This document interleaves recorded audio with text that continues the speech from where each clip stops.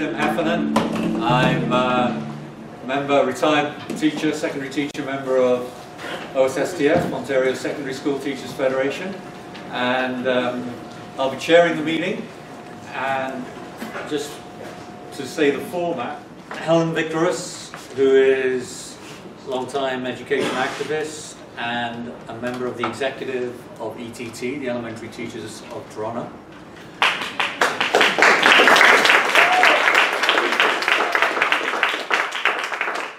And Jackson Potter, who is the staff coordinator,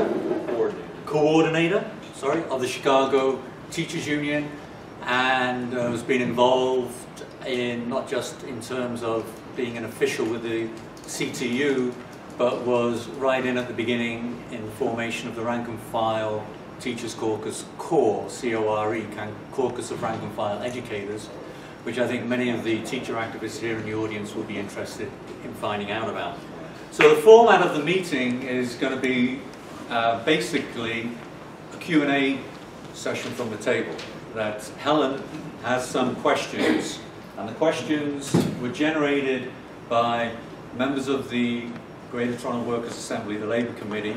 That was the committee that exchanged ideas and suggestions for the questions that we'd like to ask, the questions that we're going to ask Jackson. By way of introduction, now I'm going to give a brief introduction, speak for approximately about an hour to set the motion thing going. And what I want to say is this, I got a personal connection with the Chicago Teachers Union, and I'm internally grateful for the movement that they engaged in 2012. Because how it happened in Toronto was this. Around about March 2012, the provincial government, under then Dalton McGuinty, announced legislation, the forthcoming legislation, Bill 115, that was going to be introduced to put teachers into line. That if they didn't come to an agreement voluntarily, then legislation will be introduced to severely limit collective bargaining and impose whatever the government felt they had to impose given their financial limitations. And so there was a certain amount of concern, and ordinary teachers in Toronto were saying, well, what can we do? What can we do?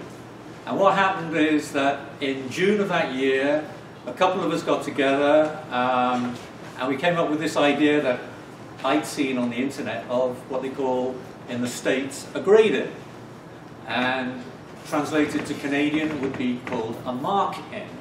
And the mark-in involved teachers sitting around in a public place with their marking, sitting down, correcting it, and inviting the public to say, teachers don't just do a 9-to-3 job and they're out the door, we do other stuff, we mark, we prepare, and so on.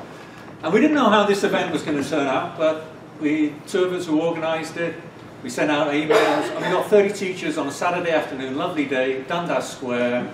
We sat down in our folding chairs and we were marking, and we had these little stickers on our chest, ask me what I'm doing. And we got members of the public who came along and said, okay, we'll take the bait, what are you doing? And we explained it to them. And really positive response. We contacted the media, Toronto Star came down, they gave us an interview, full article in the Star the next day. What's the connection to Chicago? Well, we wanted to carry it on. This was June, that event, the grade-in. We knew that the Chicago teachers were preparing something. And in August, we got together again as a group, the group that had become a little bit bigger now as a result of the grade-in, and we organised a little event which included a Skype hookup with someone I got in contact with by the name of Bill Lamb, who was a CTU core activist, and we talked to him. And then from there we said, what can we do now? And then we organised our most ambitious event, which was called Funeral for Collective Bargaining. So, the Monday of back to school, or the Tuesday back to school, Labor Day, the Chicago teachers were out on strike. That Wednesday, the day after, we organised and we publicised for the funeral and collective bargaining at Queen's Park. And the idea was a bit of political theatre, people carrying coffins, tombstones, RIP, collective bargaining. We had James Campbell over there in the t-shirts, red t-shirt, who piped us in full Scottish regalia, and it was a really successful event. And it was from that, those small beginnings, that began the rank and file organisation, which is loosely modelled on CORE. T-shirt, REWT, we've got that, which stands for the acronym Rank and File Education Workers Together. Originally it was, the T was Toronto, but then we got bigger and we organised across the province, mainly on Facebook, but we're a province-wide group. So that was my acknowledgement and my inspiration to say thank you to the Chicago teachers and what they did. And I'm sure in the question and answer we're going to find out more about that strike, the impact of it, what was necessary in the lead up to it, to organize teachers, to mobilize them, and the issue that we just talked about with Glenn in BC about how you get the public on side. So that's my introduction. I managed to cut it down less than an hour. I'm going to stop now, and Helen is going to engage in conversation with Jackson. I've had the pleasure of being able to have a few conversations with Jackson since he arrived yesterday in Toronto, and I'm going to ask a few questions, but I know that there will be many more questions that you would all like to ask as well. So I think this portion of the evening is going to be about 45 minutes, and then we're going to throw it open to people in the room, because I know that there are lots of people that have been inspired by what's happened in the Chicago Teachers Union and are active in your communities and in your unions and want to jump in as well. So I guess where I wanted to start was maybe a little bit at the beginning or near the beginning, and ask, what is CORE? How did CORE get started? And what's the relationship of CORE now with the Chicago Teachers Union? So I just want to start by signaling a cautionary note that some of the things that I'll describe are things that can be used in universal applications around organizing and education and beyond, and some of them are very particular and unique to Chicago. So just, I'm not trying to say this is the way to do it, but take it for what it is, and we can like dive deeper into things that you're more interested in. So CORE began because rank and file teachers in Chicago were outraged at the lack of action, strategy, and wherewithal of our union leadership to fight for the things that we needed to fight around. So I'll give you an example. I was a delegate, I think you call them stewards, in my school at Englewood High School, one of the poorest African American communities in Chicago. The New York Times referred to it as the homicide capital of the country in the 80s. And Englewood had been ravaged by generations of institutional neglect and racism. And as a result, you know, it had a lot of problems, lack of personnel, lack of staff, workload was terrible. There was no kind of disciplinary environment that was healthy for students. I'll give you an example. In the 50s, when Englewood became an all-black community, they had 3,000 students and one security guard at the basement to allow students to come in and out during lunch. They had off-campus lunch. By the time I'm there, there's about 600 students, 13 security guards, 2 full-time police officers, and a metal detector and a sophisticated camera system that can circumnavigate the block that was paid for with anti-poverty Title I funds. So it's within this context that Arnie Duncan, then CEO of our school system, and we export him national to become Secretary of Education for the country, he declares Englewood a culture of failure. And mind you, he's saying it about staff, students, the community, and that's how it's interpreted. And our union vice president comes in the next day and says, Jackson, pulls me to the side, get your resumes ready. because they're going to lay you guys off. And so my response is, what do you mean? Like, you're not going to fight this? This is outrageous what they're doing. You know, it's clearly failure by design. They've sabotaged the school community. We've got to say something about that. We've got to raise the issues of racial equity.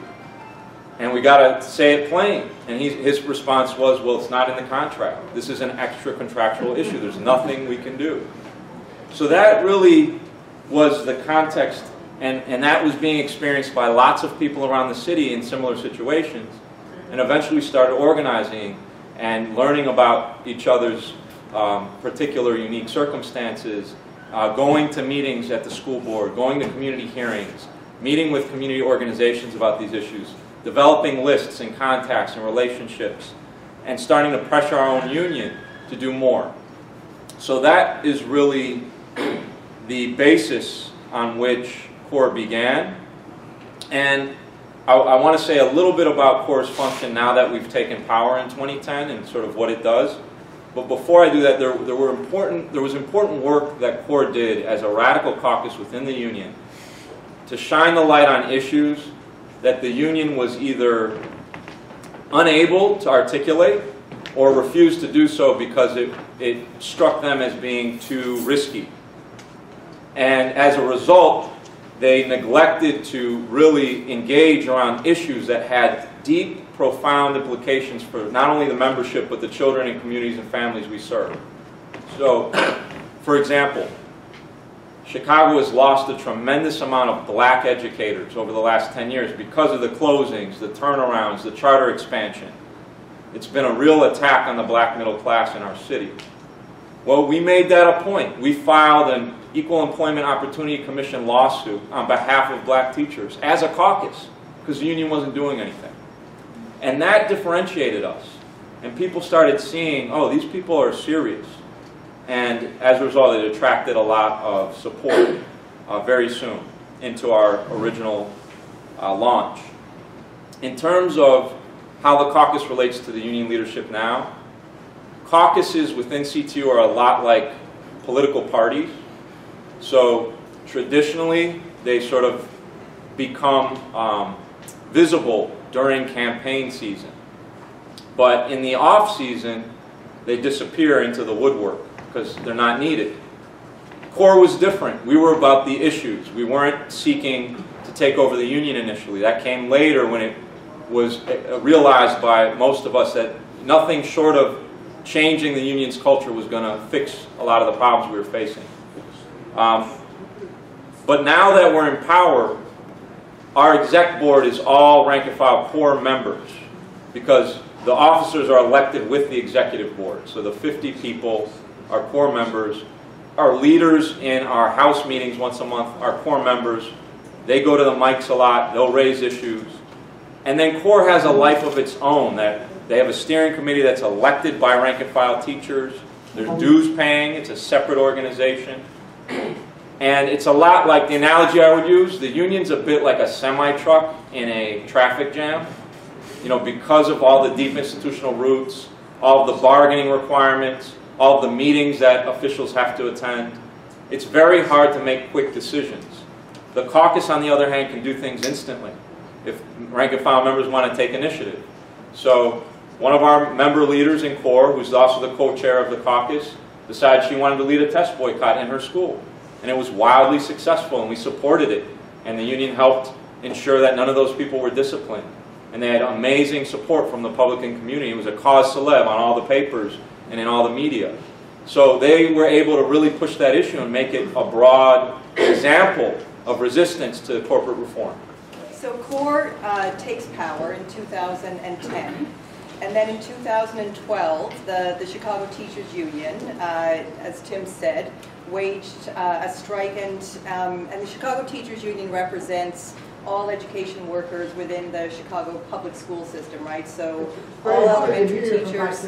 Sorry. So the CTU represents all education workers in the Chicago public school system, right? So elementary, secondary, support staff, yes? Yes.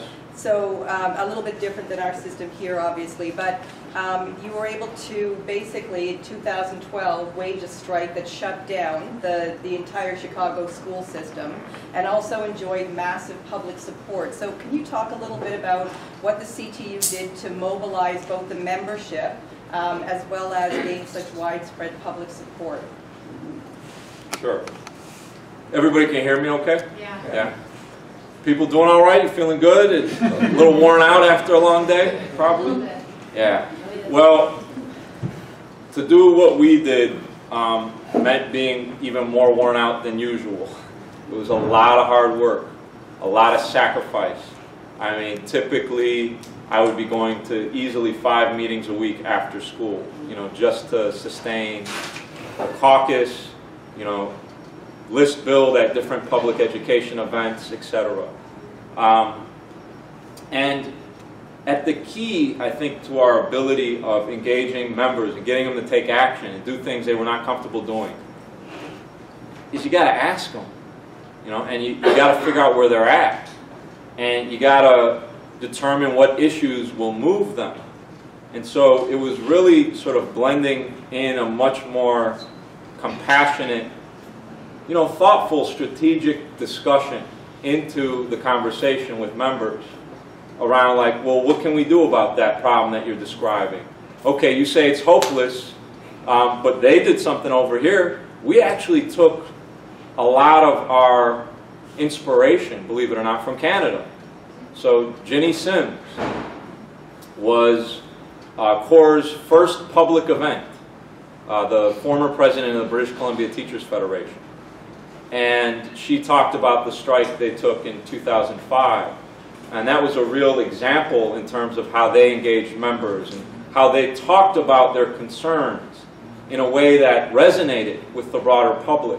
So it's not just about, and you know, when you talk to members, the benefits, the wages, those aren't what move them. It's, you know, they get into this profession because they are morally committed to this notion that children deserve equitable opportunities and that there's a joy and love to teaching and learning. And that's why people do this hard work. And so when they see their schools being underfunded, when they see racism that's showing a separate and unequal system, those things like dramatically affect their sense of, you know, what we need to do as a union. And so we did a lot of one-on-ones. We went to all of these meetings and we talked to people constantly. We pair up new people with people who are a little more experienced. And then we had a good enemy.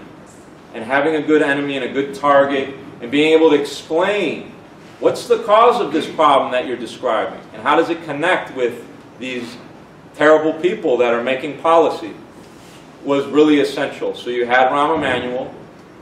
You can boo if you want. I'm not used to not hearing anything when I say it. People say Rahm. Yeah, right. And there you go. He came out shortly after the state legislature mandated a longer day and essentially made it a permissive subject of bargaining. Whereas, you know, for the last 50 years, they had to negotiate with us as a mandatory subject. And so we complained immediately in the press that, you know, this was heavy-handed, you know, that the mayor was making unilateral decisions that weren't best for children. We were trying to kind of get our balance, because this was a very popular issue. You had a lot of working parents, that it wasn't really about the fact that they thought a longer day was a great idea, other than that they desperately needed more childcare. And so they liked the idea for that reason. And Rahm's response to us was, teachers got a raise, children got the shaft. And it was emblazoned on the front page. And at that moment in time, there were 2 possible paths that our membership could have taken and our leadership could have taken. You know, members were crying when they talked about how insulted they felt, how vilified, how mean-spirited. You know, because teachers were very sensitive human beings.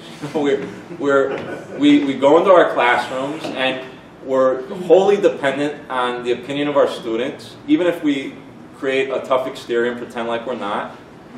And we're kind of competitive with each other because teenagers and you know, kids, you know, they do popularity contests and they can be kind of mean and nasty, and that rubs off on us. So all of those things being true, people could have easily, you know, put up the white flag and been defeated and felt like this was hopeless and allowed this bully to run roughshod over their rights. If it were not for a union that was saying, we can't do that, we can win this. The only way to do it is to talk to our parents. I know you're not used to it. You're used to calling Johnny's dad and saying, you know, your kid's screwing up in my room today. And you're not used to having a political conversation or talking about shared interests. And yet, like the BC teachers were saying, parents are with us. Like, even though we feel, oh, we're under attack, nobody likes us, it's totally the opposite. And so we kind of have to crawl out from under our shell, come out of the closet, and start having these conversations. And so that was like a key to our success. When Rom went and tried to unilaterally impose a longer day by getting our own members to vote waivers into their contract, you know, to work 2 hours extra at no pay. We went out school by school and said, we can't, do you guys want to work 2 hours? No, hell no, but we can't do it. Well, don't you have a local school council where parent leaders are present? Will you be willing to talk to them? Well, I don't know. Well, so you want to work 2 hours, right?